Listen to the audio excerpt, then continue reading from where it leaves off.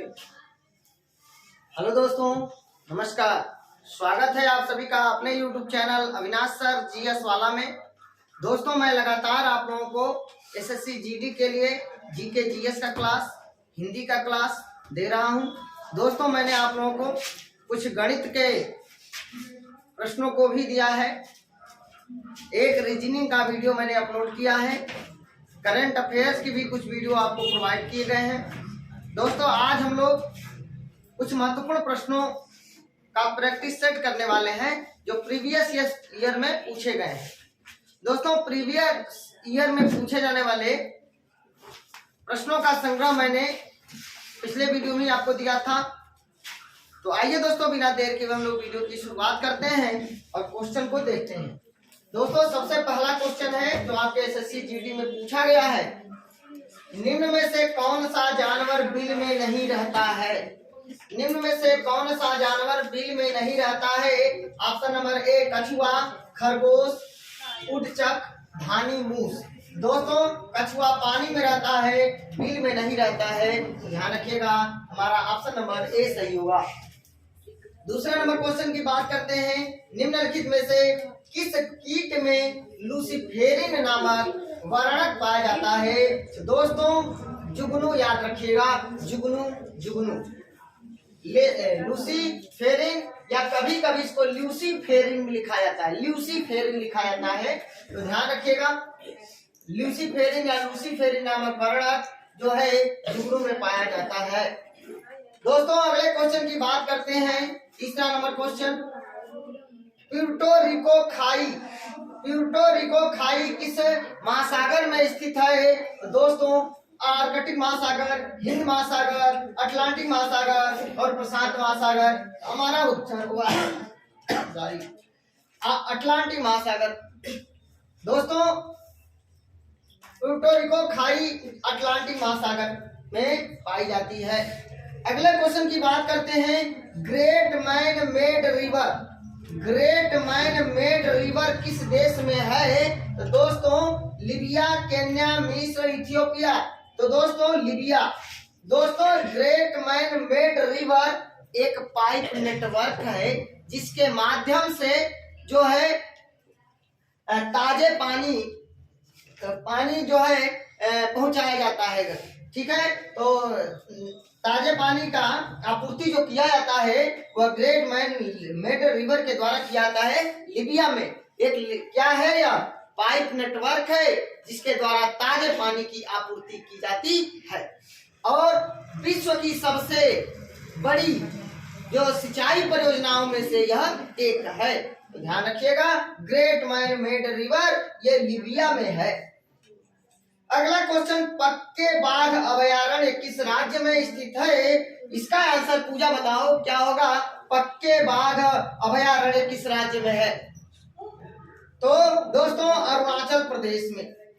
पक्के बाघ अभयारण्य किस राज्य में है? तो अरुणाचल प्रदेश में है, याद रखिएगा।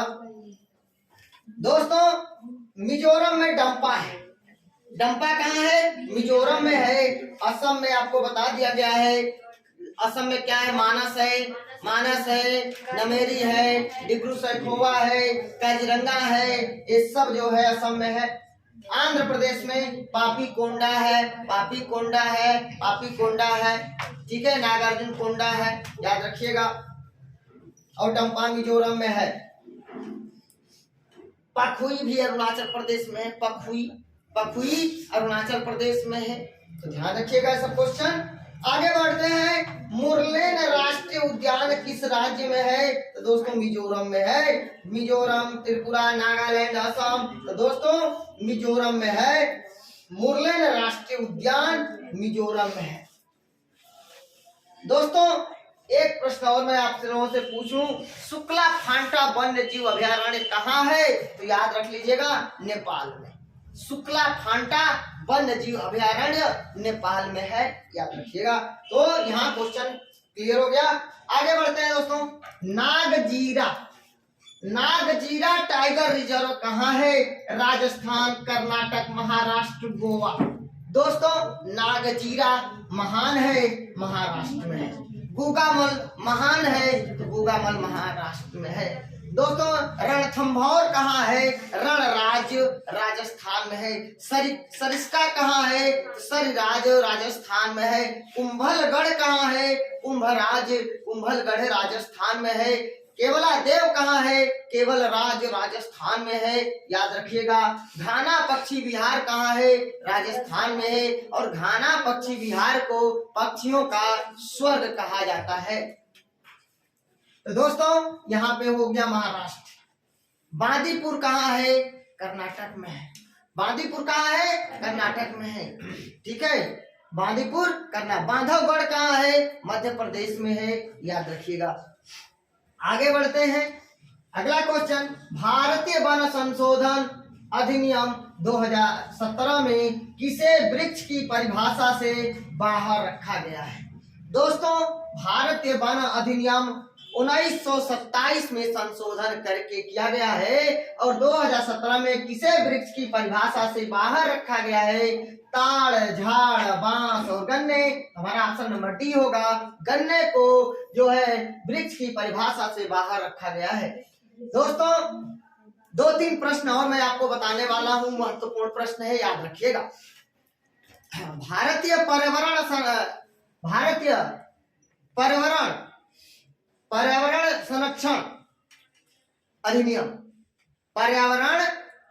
संरक्षण अधिनियम 1986 का अधिनियम। पर्यावरण संरक्षण अधिनियम 1986। अब वन्य जीव संरक्षण अधिनियम आएगा ना तो 1972। वन्य जीव संरक्षण अधिनियम आएगा ना तो 1972। अब पर्यावरण संरक्षण अधिनियम आएगा ना तो 1986 और वन संरक्षण अधिनियम आएगा ना तो 1980। वन संरक्षण अधिनियम आएगा ना तो 1980, याद रख लीजिएगा। वन मतलब पेड़ पौधे से संबंधित वाला अधिनियम आएगा ना तो 1980। जीव जंतुओं वाला वन्य जीव संरक्षण अधिनियम आएगा ना तो 1972। अब पर्यावरण संरक्षण अधिनियम आएगा ना तो 1986, याद रखिएगा, बहुत इंपॉर्टेंट है। और एक बात और बता देते हैं, याद रखिएगा। वन्य जीव संरक्षण अधिनियम के ही अंतर्गत 1972 के ही अंतर्गत 1973 में टाइगर प्रोजेक्ट की शुरुआत किया गया, बाघ परियोजना की शुरुआत किया गया और उसी के अंतर्गत ही 1992 में हाथी परियोजना की शुरुआत किया गया, याद रख लीजिए। Most important question. हाथी परियोजना की शुरुआत 1992 में और बाघ परियोजना की शुरुआत 1973 में, ध्यान रखिएगा। 1972 का अधिनियम है। कई लोग तो मार देते हैं 1972, अरे भैया 1972 का अधिनियम के अंतर्गत 1973, याद रखिएगा। चलिए आगे बढ़ते हैं। हसदेव और जोंक नदियां भारत के किस राज्य में प्रवाहित होती हैं? तो दोस्तों छत्तीसगढ़। अरुणाचल प्रदेश, छत्तीसगढ़, गोवा, हरियाणा। तो दोस्तों छत्तीसगढ़ में हसदेव और जोंक नदियां प्रवाहित होती हैं, याद रखिएगा। चलिए अगले क्वेश्चन की बात कर रहे हैं। अगला क्वेश्चन है हमारा, देवप्रयाग में भागीरथी किस नदी से मिलती है? दोस्तों मैंने ट्रिक लिखा दिया है, बता दिया है। डीएन ने पीएम को भगा दिया, स्वयं अधिकारी बन करके देवप्रयाग गया। डीएन अर्थात धौली प्लस अलकनंदा मिल करके विष्णु प्रयाग बनाएंगे। नंदाकिनी, डीएन यन से नंदाकिनी प्लस अलकनंदा मिल करके नंद प्रयाग बनाएंगे। उसके बाद दोस्तों पी से पिंडार प्लस अलकनंदा मिल करके कर्ण प्रयाग बनाएंगे। उसके बाद पीएम म से मंदाकिनी, यम से मंदाकिनी और अलकनंदा मिल करके रुद्र प्रयाग बनाएंगे। और भगाकर यानी भागीरथी और अलकनंदा बना करके कौन से देव प्रयाग बनाएंगे? दोस्तों देव प्रयाग में कौन मिल रहा है? अलकनंदा मिल रहा था। भागीरथी प्लस अलकनंदा बराबर देव प्रयाग। भागीरथी प्लस अलकनंदा बराबर देव प्रयाग, मतलब भागीरथी अलकनंदा के साथ मिलकर के देव प्रयाग बनाएगी संगम। तो दोस्तों हमारा आंसर हो जाएगा अलकनंदा। तो डीएन ने पीएम को भगा दिया और स्वयं अधिकारी बनकर देव प्रयाग गया। हम लिख देते हैं, डीएन ने पीएम को भगा दिया। भगा का मतलब यहाँ पे बी लिख देता हूँ, भगा दिया। और स्वयं अधिकारी मतलब अलकनंदा, अधिकारी बनकर दोस्तों मैं लिखता हूं VNKR, विष्णु प्रयाग, नंद प्रयाग, कर्ण प्रयाग, रुद्र प्रयाग। अधिकारी बनकर देव प्रयाग गया। देव प्रयाग को मैं डी लिख देता हूं, देव प्रयाग गया। तो डीएन ने पीएम को भगा दिया और स्वयं अधिकारी बनकर देव प्रयाग गया। तो देखिए समय अलकनंदा जुड़ रहा है। धौली प्लस अलकनंदा बराबर विष्णु प्रयाग, नंदाकिनी प्लस अलकनंदा बराबर नंद प्रयाग, पिंडार प्लस अलकनंदा बराबर कर्ण प्रयाग, मंदाकिनी प्लस अलकनंदा बराबर रुद्र प्रयाग, अब भागीरथी प्लस अलकनंदा बराबर देव प्रयाग। कितना शानदार तरीके से, शानदार ट्रिक के माध्यम से मैंने आपको रूबरू कराने का प्रयास किया है। देखिए बहुत ही अच्छे से आपको याद ही हो गया होगा। आगे बढ़ते हैं दोस्तों। हुंडरू जलप्रपात किस नदी पर है? हुंडरू, हुंडरू दोस्तों स्वर्ण नदी पे है। स्वर्ण, कावेरी, गोदावरी और कृष्णा। तो हुंडरू जलप्रपात स्वर्ण नदी पर है, आप याद रखिएगा। और दोस्तों कावेरी पर शिव समुद्रम जलप्रपात है। शिव समुद्रम जलप्रपात कावेरी पर है, याद रखिएगा। पोचम पादम जो है आपका गोदावरी नदी पर है। और दोस्तों कृष्णा पर, कृष्णा नदी पर नागार्जुन सागर परियोजना है। कृष्णा पर नागार्जुन सागर बांध परियोजना है कृष्णा पर। तो याद रखिए, अर्जुन और कृष्ण की मित्रता थी, तो नागार्जुन इस पर है, कृष्णा पर है। चलिए, दक्षिण भारत की गंगा कावेरी को, अब बूढ़ी गंगा गोदावरी, ठीक है, याद रखिएगा। आगे बढ़ते हैं क्वेश्चन नंबर 12। 11 नंबर क्वेश्चन हो गया। स्वर्ण नदी, हुंडरू जलप्रपात स्वर्ण पर और शिव समुद्रम जलप्रपात कावेरी नदी पर। आगे बढ़ते हैं। मनुष्य में हर्पिज एक है। फफूद, फफूद है दोस्तों, ये फफूद, फफूद जनित रोग, विषाणु जनित रोग, परजीवी रोग, जीवाणु रोग। फफूद मतलब फंगस, विषाणु वायरस, परजीवी प्रोटोजोआ और जीवाणु मतलब बैक्टीरिया। तो दोस्तों मैंने ट्रिक लिखा दिया है। एक जापानी हर्पीस ट्रक की डर से पीला चीख छोड़ गई मेरे पोपी वायरस। दोस्तों मैंने ट्रिक लिखा रखा है। एक जापानी हर्पीस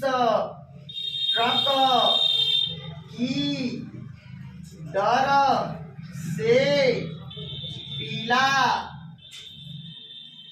चीख छोड़ गई मेरे पोपी वायरस। एक जापानी हर्पीस ट्रक की डर से पीला चीख छोड़ गई मेरे पोपी वायरस। बहुत ही शानदार वायरस मैंने अपने ट्रिक में इसलिए लिख दिया है कि आपको पता चल जाए कि वायरस से होने वाले रोग हैं। दोस्तों बहुत ही शानदार तरीके से याद हो गया है आपको। एक जापानी हर्पीस है, उसके सामने ट्रक आ गया तो ट्रक की वजह से वो डर गया, तो ट्रक की डर से उसका चीख निकल गया। कैसा चीख निकला? पीला चीख निकला, पित्त ज्वर, पीला चीख निकल गया और छोड़ गई, और पीला चीख छोड़ गई मेरे पोपी वायरस, मेरे पोपी वायरस, मेरे पोपी वायरस। एक जापानी हर्पीस ट्रक की डर से पीला चीख छोड़ गई मेरे पोपी वायरस। देखिए कौन कौन से रोग बन रहे हैं दोस्तों। यहाँ से 17 रोग हैं, देखते हैं कौन कौन रोग हैं। एक से एड्स नामक बीमारी होती है वायरस से। AIDS acquired immunodeficiency syndrome, acquired immunodeficiency syndrome AIDS. क से कंठमाला की बीमारी कलेगी। जापानी से जापानी बुखार है, जापानी इंसेफेलाइटिस, अभी हाल ही में गोरखपुर में हुआ था, बच्चों में होता है जापानी इंसेफेलाइटिस। हर्पीस से हर्पीस जो कि अभी पूछ लिया गया है, हर्पीस। ट्रक से ट्रैकोमा, ट्रक से ट्रैकोमा। डर, डी से डेंगू, डी से डेंगू। र से रेबीज, र से रेबीज। पीला से पित्त ज्वर, पीला बुखार। ची से चेचक, ख से खसरा, छोड़ से छोटी माता, ग से गलसुआ, गलसुआ। ई से इन्फ्लुएंजा, में से मेनिंजाइटिस, में से मेनिंजाइटिस, में से मेनिंजाइटिस। और दोस्तों देखिए, ये रे से रेबीज है और र से रिनो वायरस है। डर में र से रिनो वायरस है और हे रे से रेबीज है। और पो से पोलियो और पी से पीलिया। पो से पोलियो, पी से पीलिया। देखिए कितने रोग हैं, मैं यहाँ आपको काउंट करके दिखा देता हूँ दोस्तों। देखिए 1 2 3 4 5 6 7 8 9 10 11 12 13 14 15 16 और 17। एक छोटे से ट्रिक के माध्यम से आपको 17 रोग वायरस से होने वाले पता चल गए होंगे। कोरोना भी है, यहाँ पे छूट गया होगा की से कोरोना समझ लो। 18 हो जाएंगे एक ही फार्मूले में। भैया एक जापानी हर्पिस ट्रक की डर से पीला चीख छोड़ गई मेरे पोपी वायरस। ए से एड्स, क से कंठमाला, जापानी से जापानी एन्सेफेलाइटिस, हर्पिस से हर्पिस, मस्तिष्क संबंधी है बीमारी मस्तिष्क हर्पिस, ट्रक से ट्राइकोमा आंख से संबंधित है, की से क से कोरोना समझ लो, ड से डेंगू, र से रिनो वायरस, पीला से पीला बुखार पित्त ज्वर, ची से चेचक, ख से खसरा, छोड़ से छोटी माता, ग से गलसुआ, ई से इन्फ्लुएंजा, में से मेनिंजाइटिस मस्तिष्क संबंधी बीमारी है। ये बैक्टीरिया से भी होता है और वायरस से भी होता है, ध्यान रखिएगा। मेनिंजाइटिस। रे से रेबीज, कुत्ता से काटने से, पो से पोलियो और पी से पीलिया जॉन्डिस जिसको बोलते हैं, और वायरस से वायरस। तो बहुत ही शानदार तरीके से आपको याद हो गया होगा। एक जापानी हर्पीस ट्रक की डर से पीला चीज छोड़ गई मेरे पोपी वायरस। चलिए एक बार याद कर लीजिए भाई मेरे साथ। एक जापानी हर्पीस, एक जापानी हर्पीस ट्रक की डर से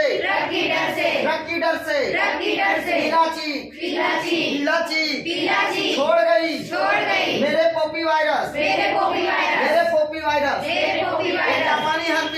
जापानी हर्पीस ट्रक की डर से पीला चीज छोड़ गई मेरे पोपी वायरस।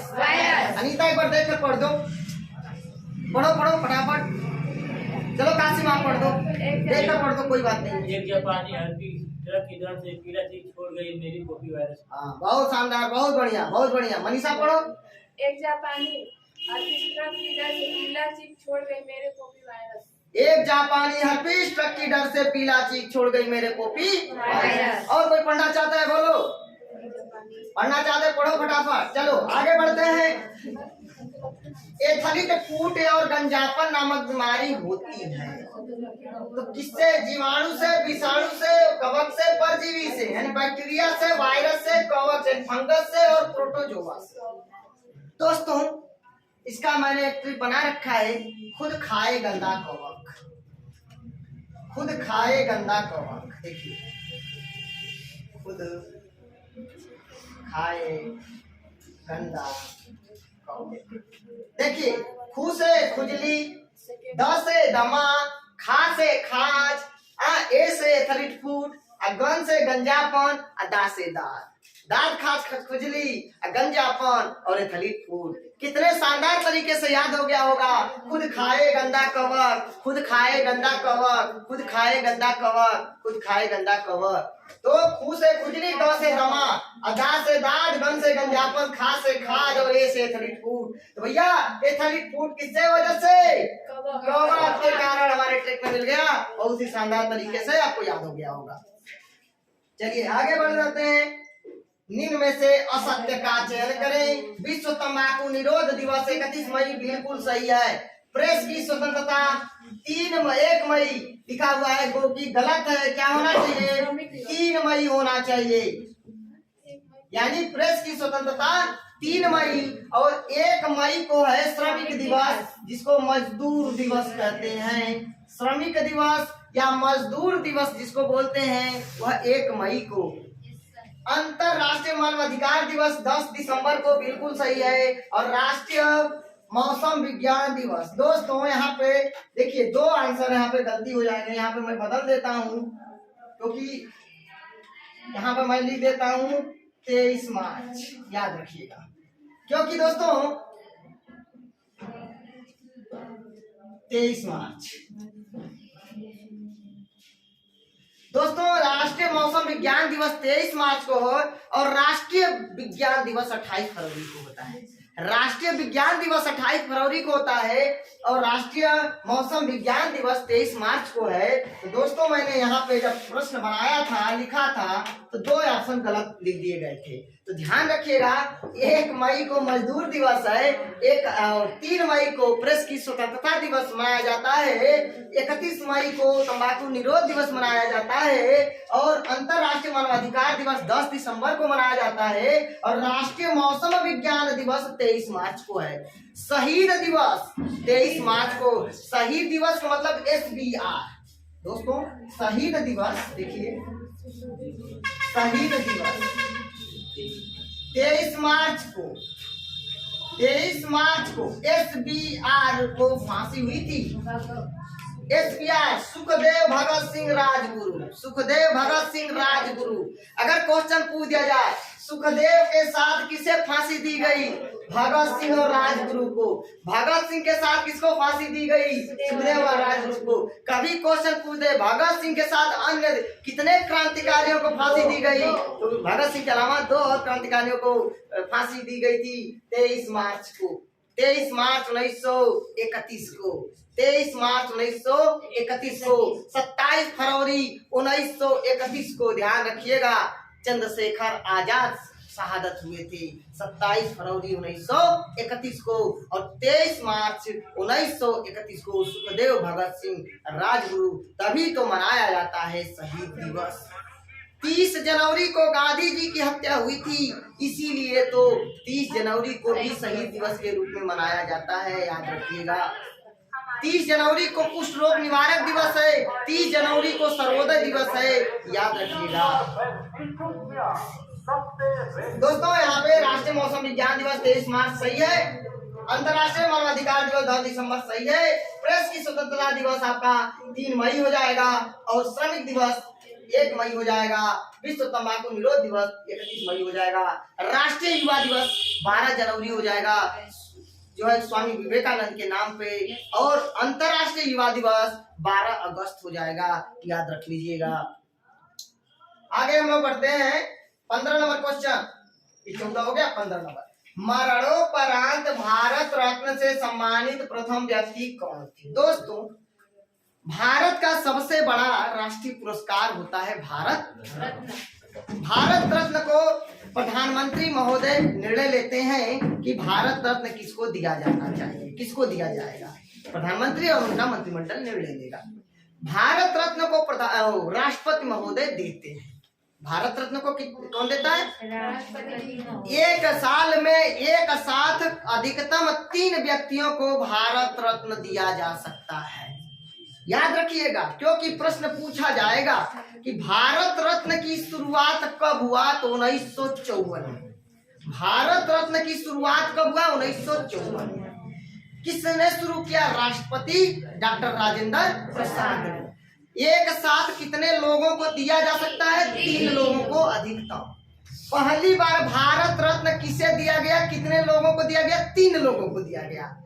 किसको? सीवी रमन साहब को दिया गया, वैज्ञानिक थे। सर्वपल्ली राधाकृष्णन साहब को दिया गया, हमारे देश के उपराष्ट्रपति थे, दार्शनिक भी थे। और तीसरा दिया गया किसको? चक्रवर्ती राजगोपालचारी, सी राजगोपालचारी, जिन्हें प्यार से राजा जी कहा जाता था और ये गांधी जी के समधी थे।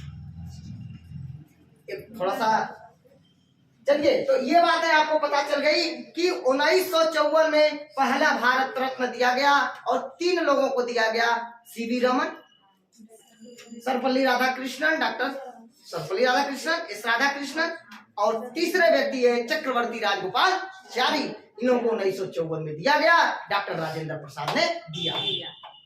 उसके बाद मैं आपको बता दूं, मरणोपरांत 1954 में नहीं था कि मरणोपरांत भारत रत्न किसी को दिया जाएगा। ये तो 1955 में जोड़ा गया कि भारत रत्न मरणोपरांत भी दिया जाएगा। आई बात समझ में? अब बाबू, हमारे देश के पहले प्रधानमंत्री पंडित जवाहरलाल नेहरू को भारत रत्न दिया गया 1955। खुद ऐसे प्रधानमंत्री हैं जो अपना भारत रत्न खुद प्राप्त किए। उसके बाद इंदिरा गांधी को मिला 1971 में। याद रखिएगा, 1971 में इंदिरा गांधी को भारत रत्न से सम्मानित किया गया। 1955 में पंडित जवाहरलाल नेहरू को दिया गया भारत रत्न। लेकिन हमने प्रश्न में पूछा है मरणोपरांत भारत रत्न से सम्मानित प्रथम व्यक्ति कौन थे? तो दोस्तों, पंडित जवाहरलाल नेहरू को 1955 में दिया गया तो जीवित थे, अभी ये तो जीवित थे। हाँ, लाल बहादुर शास्त्री को 1966 में दिया गया, मतलब वो समय वो मर चुके थे। मरणोपरांत भाई 24 जनवरी 1966 में पंडित जवाहरलाल नेहरू मर गए ताशकंद में, उज्बेकिस्तान की राजधानी ताशकंद में।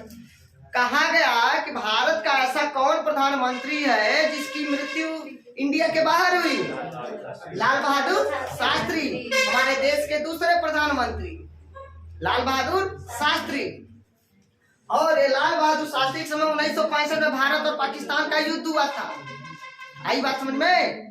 अयूब खान, पाकिस्तान के जनरल अयूब खान और प्रधानमंत्री और लाल बहादुर शास्त्री के बीच समझौता हुआ, ठीक, 1965। फिर 1966 में याद रखिएगा इनको भारत रत्न मिला मरणोपरांत।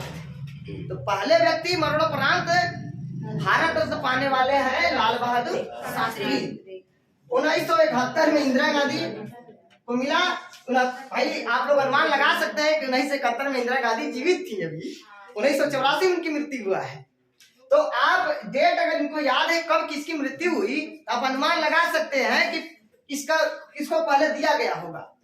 अब डॉक्टर भीमराव अंबेडकर को भारत रत्न कब दिया गया, ये बहुत से लोगों को नहीं पता होगा। तो देखो, सुनो हमारी बात ध्यान से, 1990 में इनको दिया गया मरणोपरांत। और एक दो प्रश्न और बता देते हैं भारत रत्न से संबंधित। देखो, मरणोपरांत पाने वाले पहले व्यक्ति हैं लाल बहादुर शास्त्री। मरणोपरांत तो भीमराव अंबेडकर को भी दिया गया है। भारत का कौन ऐसा विदेशी व्यक्ति है जो भारत रत्न से सम्मानित किया गया? अब्दुल गफ्फार खां। अब्दुल गफ्फार खां 1987 में। और दूसरे नेल्सन मंडेला, दक्षिण अफ्रीका के गांधी नेल्सन मंडेला को दिया गया। दूसरे व्यक्ति हैं, दूसरे विदेशी व्यक्ति हैं जिन्हें भारत रत्न से सम्मानित किया गया। पहले व्यक्ति विदेशी भारत रत्न मतलब पाने वाले व्यक्ति हैं अब्दुल गफ्फार खां। सीमांत गांधी, फ्रंटियर गांधी, फक्र अफगान, बादशाह गांधी जिन्हें कहा जाता है। और लाल कुर्ती आंदोलन के प्रणेता, खिदमतगार आंदोलन के प्रणेता अब्दुल गफ्फार।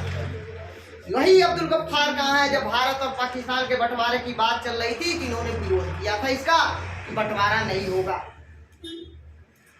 तो भारत और पाकिस्तान के बंटवारे के पक्ष में कौन नहीं था? गांधी जी थे ही नहीं। और मुस्लिम नेता कौन थे? अब्दुल गफ्फार। चलिए आगे बढ़ते हैं, अभी बहुत सारी बातें लेक्चर देंगे, अभी तो बहुत लंबा चला जाएगा। आगे बढ़ते हैं हम लोग क्वेश्चन पे। क्वेश्चन नंबर 16, कलकत्ता में सुप्रीम कोर्ट का गठन कब किया गया था? कलकत्ता में सुप्रीम कोर्ट का गठन कब किया गया था?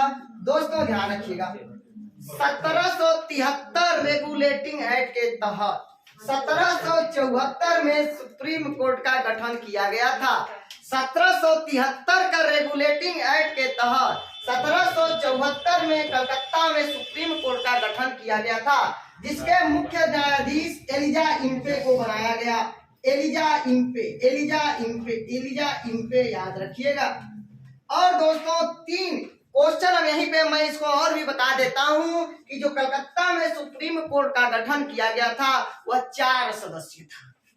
4 सदस्य था। कितने सदस्य था? 4। एक मुख्य न्यायाधीश और 3 अन्य न्यायाधीश थे। क्वेश्चन घुमा करके पूछ सकता है कि जो 1774 में सुप्रीम कोर्ट का गठन किया गया वो किस अधिनियम के अंतर्गत गठित किया गया? 1773। और वो कितने सदस्य था? 4 सदस्य था। या मुख्य न्यायाधीश के अलावा कितने सदस्य थे? 3 थे, याद रखिएगा। और 3 में एलिजा इम्पे मुख्य न्यायाधीश थे। और 3 कौन कौन थे भैया? HCL, हाइड, चैम्बर और लेमिनेस्टर। हाइड चैम्बर्स और लेमिनेस्टर HCl हाइड्रोक्लोरिक अम्ल HCl चैम्बर्स और लेमिनेस्टर याद रखिएगा। चलिए तो हमने 1862 ऑप्शन में लिख दिए हैं, तो दोस्तों ये भी सुन लीजिए। 1861 अधिनियम के अंतर्गत अर्थात 1861 का हाई कोर्ट अधिनियम के अंतर्गत 3 हाई कोर्ट का गठन किया गया। बम्बई, मद्रास, कलकत्ता, BMC बम्बई, मद्रास, कलकत्ता में 3 हाई कोर्ट का गठन किया गया था।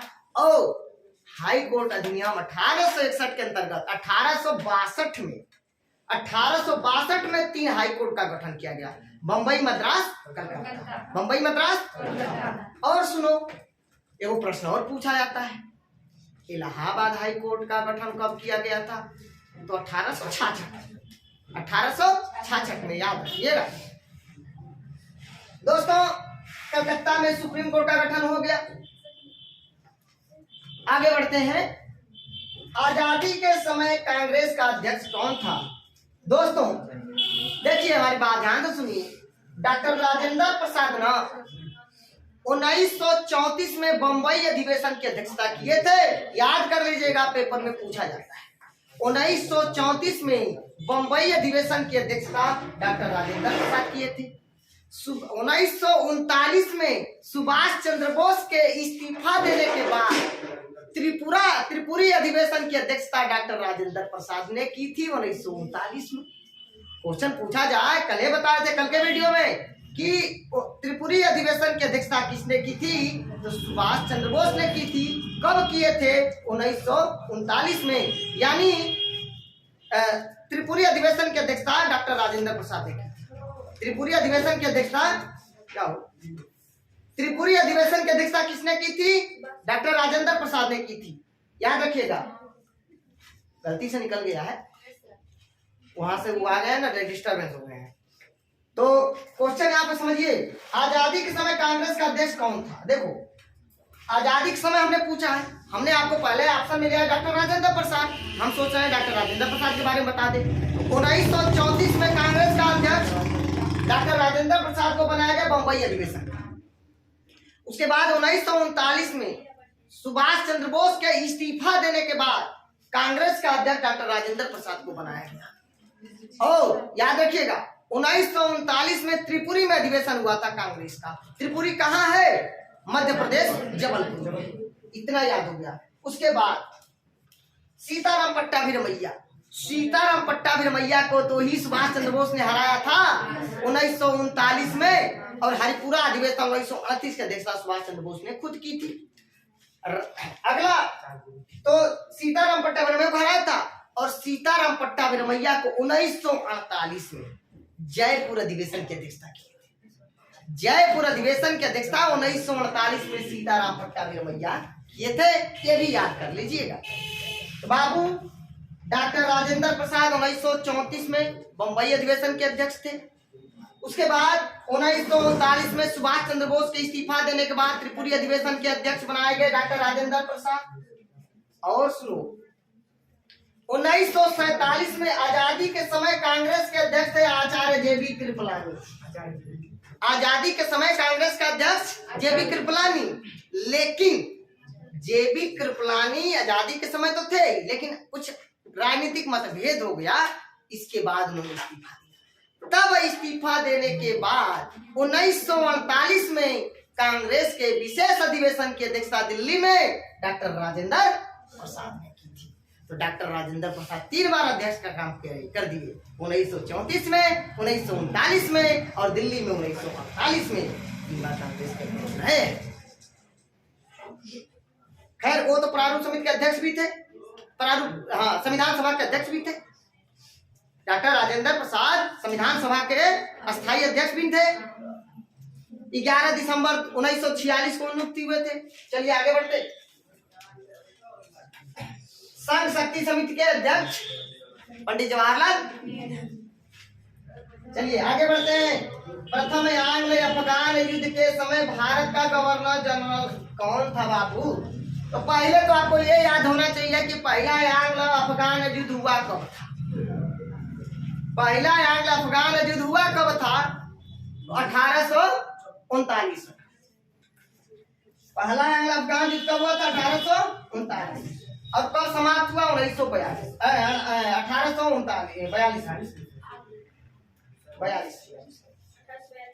42 में, याद रखिएगा। दोस्तों प्रथम एंग्लो अफगान युद्ध 1839 में शुरू हुआ और 1842 में समाप्त हुआ। अब हमारी बात सुनना, जब युद्ध शुरू हुआ तो उस समय गवर्नर जनरल था ऑकलैंड, और जब समाप्त हुआ तो गवर्नर जनरल था एलनबरो। याद रखिए, बहुत डीप क्वेश्चन बता रहे हैं। जब प्रथम एंग्लो अफगान युद्ध, आंग्ल मतलब अंग्रेज, अफगान मतलब अफगान, अफगानिस्तान, जब युद्ध शुरू हुआ 1839 में, तब उस समय गवर्नर जनरल था ऑकलैंड, और जब युद्ध को समाप्त किया गया तब था एलन।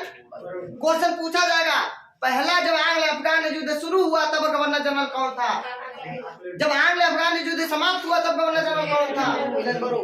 दास प्रथा का अंत किसने किया? 1843 में दास प्रथा का उन्मूलन किया गया। ठीक है, गुलामी का उन्मूलन किया गया, गुलामी को समाप्त किया गया। कब? 1843 में। किसने किया? एलनबरो। और सिंध का विलय भी किया भारत में, एलनबरो ने किया। सिंध का भारत में विलय किया, एलनबरो ने किया, याद रखिएगा। एमहर्स्ट, अब ऑप्शन में एमहर्स्ट दे दिया भाई, उसके बारे में सुन लो। पहला आंग्ल बर्मा युद्ध हुआ था 1824 से 26 के बीच। आंग्ल बर्मा मतलब अंग्रेज और बर्मा के बीच। बर्मा पहले भारत का ही अंग था।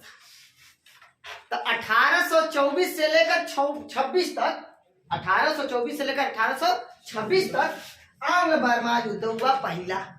यांडबू के संधि के द्वारा उसको समाप्त किया गया। यांडबू का संधि हुआ था। तो क्वेश्चन पूछ दे, प्रथम आंग्ल बर्मा युद्ध में कौन सी संधि हुई थी? तो यांडबू की संधि हुई थी। यांडबू के संधि के द्वारा पहला आंग्ल बर्मा युद्ध समाप्त किया गया 1826। चला, तो ये मस्त पढ़ लिया। लॉर्ड लिटन पढ़ लो भैया, उन्होंने के बारे में जान लो। लॉर्ड लिटन दूसरा आंग्ल अफगान युद्ध हुआ था। पहला 1839 में, 39 का डबल कर दो 78, या तो गई दुगो। 1878 में दूसरा आंग्ल अफगान युद्ध हुआ था। उस समय गवर्नर जनरल लॉर्ड लिटन था, याद रख लीजिए, लॉर्ड लिटन था। चलिए, तो ये हो गया। अगली बात करते हैं, संसद के कितने सदन होते हैं? तो दोस्तों जब क्वेश्चन पूछ दे संसद के कितने अंग होते हैं, तो आंसर होगा 3। और संसद के कितने सदन होते हैं? तो 2, लोकसभा और राज्यसभा। लोकसभा और राज्यसभा। और अंग पूछ देगा तो राष्ट्रपति महोदय शामिल हो जाएंगे। क्वेश्चन कभी इस तरह पूछ दे कि निम्नलिखित में से कौन अनुच्छेद 79 में शामिल नहीं है? लोकसभा, राज्यसभा, राष्ट्रपति और उपराष्ट्रपति। तो दोस्तों मैंने आपको बताया कि प्रथम आंग्ल अफगान युद्ध के समय भारत का गवर्नर जनरल ऑकलैंड था। जब प्रथम आंग्ल अफगान युद्ध शुरू हुआ तो ऑकलैंड गवर्नर जनरल था, और जब प्रथम आंग्ल अफगान युद्ध का समापन हुआ 1842 में, तब एलनबरो उस समय जो है गवर्नर जनरल था। तो सबसे पहला क्वेश्चन आपसे पूछा जाएगा कि प्रथम आंग्ल अफगान युद्ध कब शुरू हुआ? 1839 में। और कब समाप्त हुआ प्रथम आंग्ल अफगान युद्ध? तो 1842 में, याद रखिएगा। दोस्तों प्रथम आंग्ल अफगान युद्ध के समय गवर्नर जनरल ऑकलैंड था, और प्रथम आंग्ल अफगान युद्ध जब समाप्त हुआ उस समय गवर्नर जनरल एलनबरो था। प्रथम आंग्ल बर्मा युद्ध 1824 में शुरू हुआ, 1826 में समाप्त हुआ। उस समय गवर्नर जनरल एमहर्स्ट था।